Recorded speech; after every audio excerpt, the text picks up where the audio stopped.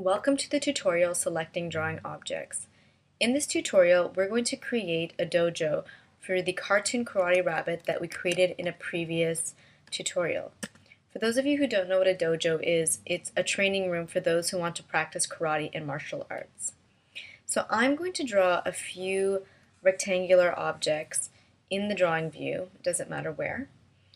For those of you who like to draw in the camera view, you may have noticed that when you try to make a selection in the camera view, drawing elements from different layers in the timeline get selected. So for this tutorial, we only want to be able to select those drawing elements that are on the dojo layer. To do this, you have to go to your preferences on a PC that's under the Edit menu, go to the Camera tab, and then enable the option Select Tool Works on Single Drawing, and hit Enter to save your change. So now only those drawing elements on the dojo layer are not washed out and are selectable. So let's return to the drawing view.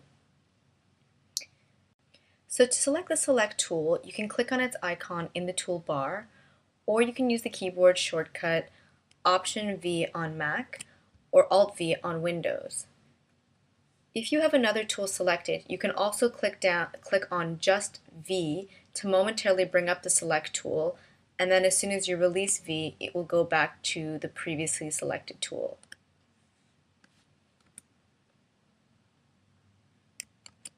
So let's look at the Tools property panel for the Select tool. The first option you have is whether you would like your Select tool to appear as a marquee or a lasso. The marquee is basically just a bounding box that you can use to select one or more objects in the drawing space.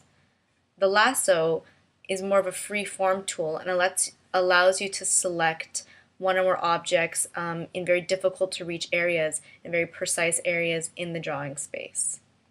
The next three options we have are the alignment options. These are snapping options. There's Snap Contour, Snap Align, and Snap to Grid. You can use these three all at the same time or in various combinations. I'm going to use them one at a time so that you can see what they do individually. So the first one I mentioned was Snap to Contour. The way that this works is that if you select one object in your drawing space and drag it down towards another, you'll feel like a weak magnetic pull that's trying to snap the contours of these two objects together. You can view the precision of the snapping by going to the top menu and going to View, Show Strokes, or by using the keyboard shortcut D. So now if we zoom in, you can see that the two contours have snapped together. This also works as if you use the Contour Editor tool. You can actually just take the corner, and as you can see, there's a blue dot that lets you know where the point is on the contour and sort of creates a magnetic stickiness that snaps to the different contours.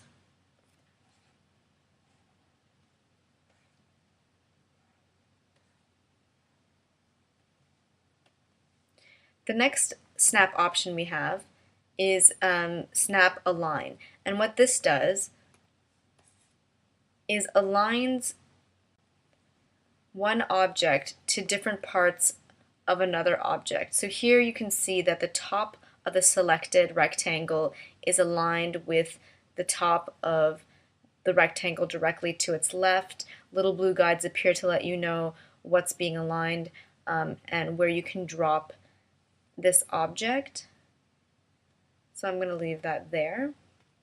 And the last one is Snap to Grid. Obviously you need the grid turned on to make this useful in any way.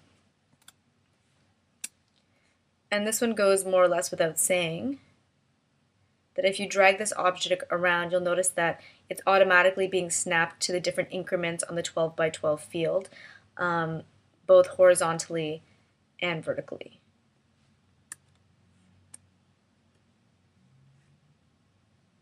And like I said, you can use these in combination to build the object that you would like.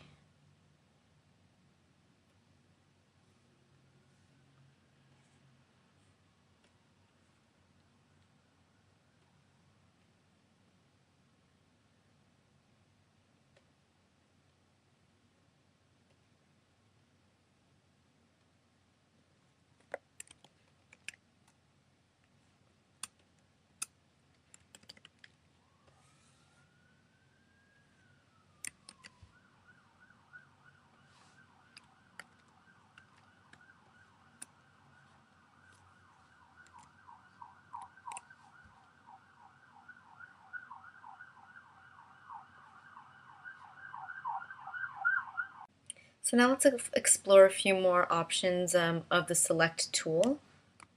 If you select an object in the drawing space, you'll notice that in the center of the bounding box there's what we call the pivot point, denoted by the P beside the cursor. So if you use the select tool to move this pivot point, it temporarily moves the pivot point for one move. For example, if I click off the object and click back onto it, you'll notice it's moved back to the center.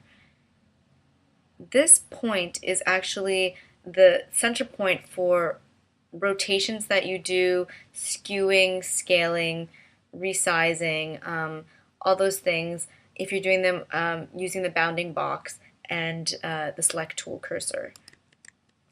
However, there are other ways to manipulate an object more precisely, and those are using some of the operation buttons here in the tools property panel.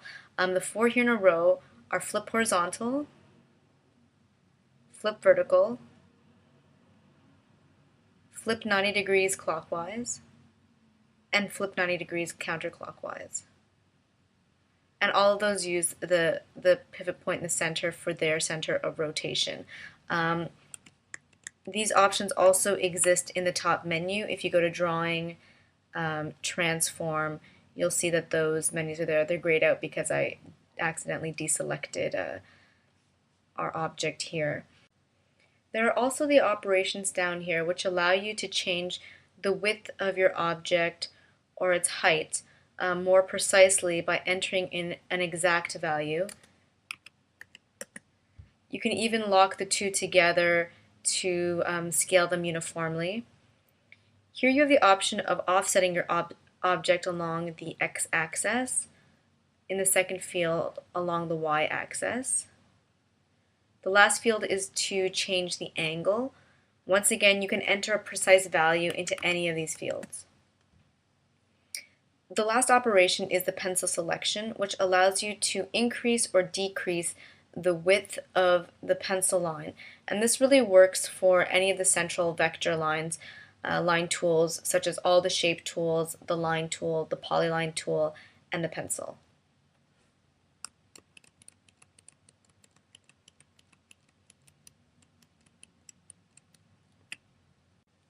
The last thing I'd like to talk to you about are these three operations here.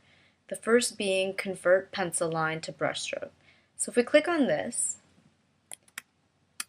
and then zoom in, and actually I'm going to disable the show strokes option by using the keyboard shortcut D and then bring up the contour editor.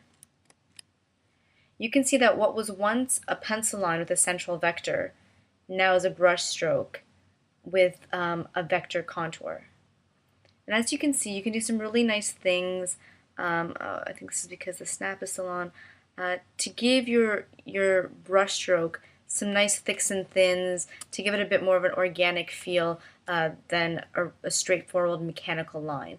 Unfortunately, this doesn't work so well the other way around. If you create a really nice brush stroke with a nice thick to thin taper, then select it, and then go into the drawing menu and choose Convert Brushstrokes to Pencil Lines, you'll notice that you lost all of that nice tapering that was in your brush before. So you can't keep that if you go from a contour vector stroke to a central vector line.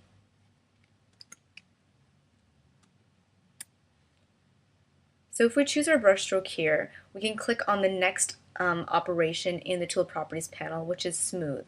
So if we click on this, you'll notice that this line, which is a little bit more, had a bit more of a kink in it, sort of smoothed itself out, and that's what the software does with this feature here. And it's a nice feature to have because a lot of people go in by hand with the contour editor to smooth out these curves, and you can have it done automatically for you by clicking on this button. And the last feature, I actually need to convert one more line into a brush stroke, which I'll do here, is to flatten lines together. So as you can see, this is a separate object than this object. They're two separate objects. If I select them both and then click on the flatten button here actually, you'll notice that they now become one single object. Actually, and one thing that I'm not sure I showed before is that in the Brush Tool Properties panel, when you're in the normal brush mode,